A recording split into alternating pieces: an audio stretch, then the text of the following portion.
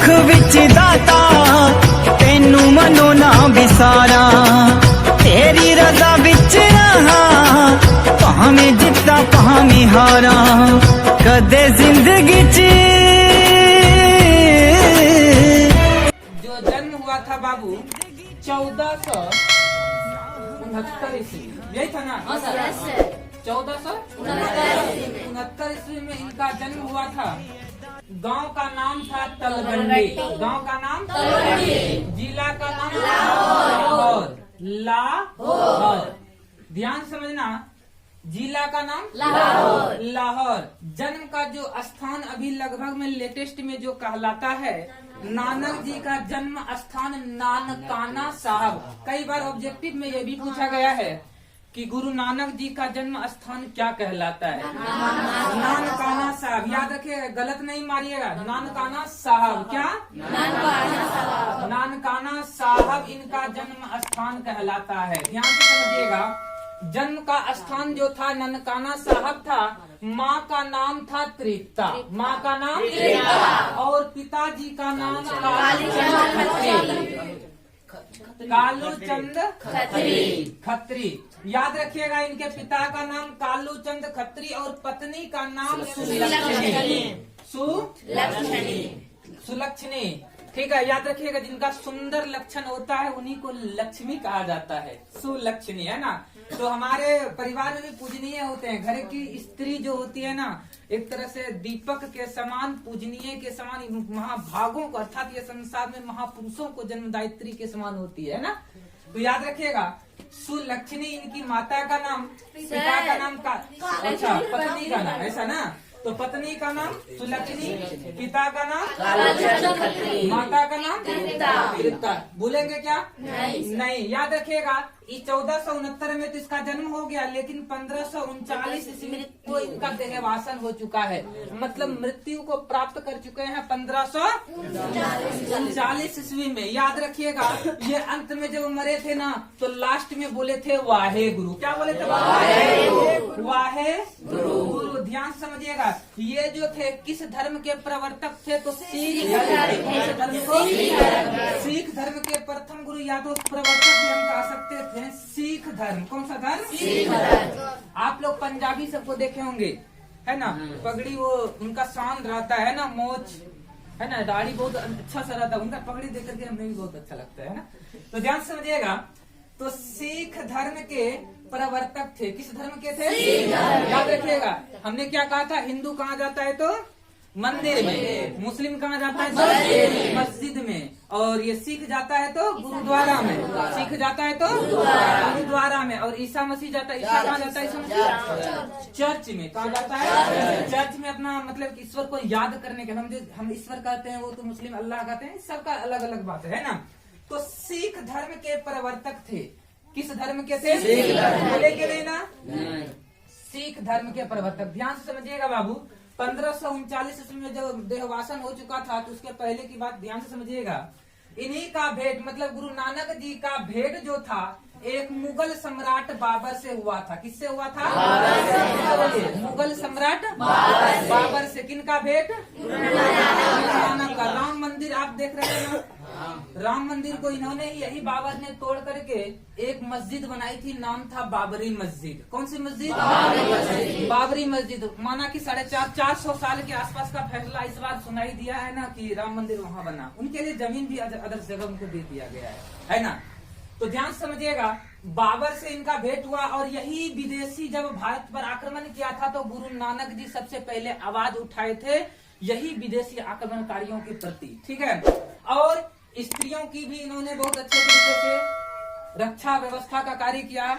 और कहने का मतलब है, हिंदी और पंजाबी भाषा में बहुत ज्यादा अपनी कविताएं को लिखा है, ऐसा है ना। तो ध्यान समझिएगा, हिंदी और पंजाबी ज्यादा, पंजाब में तो पंजाबी भाषा चलेगा ही ना, ऐसा। तो पंजाबी भाषा में, लेकिन हम इनका जो अभी पढ़ाएंगे, कहने का मतलब है इनके द्वारा जो लिखित है दोहा में जो हम अभी पढ़ाएंगे, तो वो ब्रज भाषा में लिखा गया इसका दोहा है। कौन सा भाषा? ब्रज भाषा। जानते हैं, वृंदावन की भाषा। कहाँ की भाषा? वृंदा एक तुलसी याद रखिएगा, वृंदा एक तुलसी के धाम को, मतलब वृंदा एक लड़की थी, ठीक है, कभी इसके बारे में हम कहानी पढ़ा देंगे, ठीक है। तो वृंदावन, तुलसी के धाम को ही वृंदावन कहा गया है, जहाँ कृष्ण के सखा लोग का क्या चलाते थे, कृष्ण की टोली बछड़न, और सखा मतलब उनके जो बड़े भाई थे बलराम भैया, है ना, वो गाय चराते थे, ऐसा है ना। तो कहने का मतलब है वही वृंदावन में जो भाषा बोली जाती है, मैया मोरी मैं नहीं माखन खायो, भोर भयो गैयन के पाछे मधुबन मोही पठायो, चार पहर बंसी बट भटके सांझ परे मैं घर आयो, मैया मोरी मैं कब माखन खायो, है ना। तो बहुत अच्छी सी कहानी है। तो इस स्थिति में देखिए, तो ब्रज भाषा, वृंदावन की भाषा, ब्रज भाषा बोले तो वृंदावन की भाषा, ध्यान से समझिएगा। ब्रज भाषा में देखिए, ध्यान से समझिएगा, हिंदी का तो जिक्र है, राजस्थानी, खड़ी बोली, हाँ, और एक उर्दू, हाँ उर्दू, ये सब भाषा ब्रज भाषा के अंतर्गत में ज्यादातर आता है। ये सब भाषा ब्रज भाषा के अंतर्गत में आता है। आपको कहीं कोई दिक्कत होगा तो फिर देख लीजिएगा, ठीक है। तो इस प्रकार से वृंदावन की भाषा है। उन्होंने पूजा पाठ कर्म कांड को व्यर्थ सिद्ध किया है। ध्यान से समझिएगा बाबू, पूजा पाठ कर्म कांड, ये सबको व्यर्थ का सिद्ध किया है, मतलब बेकार सिद्ध किया है। कौन? नानक जी ने। इन्होंने कहा है जीवन में सबसे सुंदर भक्ति वही भक्ति है जो निर्गुण के तौर से व्यक्ति अपने जीवन चरित्र में उतारता है, अर्थात वो मंदिर या किसी मस्जिद में ना जाकर के व्यक्ति अपने आचरण और अपने, कहने का मतलब किसी रामायण या तो कोई श्रीमद् भागवत या तो किसी बड़े ज्ञानी व्यक्ति का सुंदर ज्ञान अगर ग्रहण कर लेता है तो वही व्यक्ति सबसे सुंदर होता है। अर्थात पूजा पाठ करने से व्यक्ति के अंतर्गत में अहंकार की भाव उत्पन्न होता है। कौन सी भाव उत्पन्न होता है? अहंकार की भाव उत्पन्न होता है। इसलिए उन्होंने, गुरु नानक जी ने कहा है कि पूजा और पाठ ये दिखावे की भक्ति है। पूजा पाठ कर्म कांड कौन सी भक्ति है? दिखावे की भक्ति है। ध्यान से समझिएगा। तो गुरु नानक जी के बारे में ध्यान से समझिएगा, इसी के द्वारा लिखा गया है राही रस सोहिला। क्या क्या था पुस्तक कल बताए थे?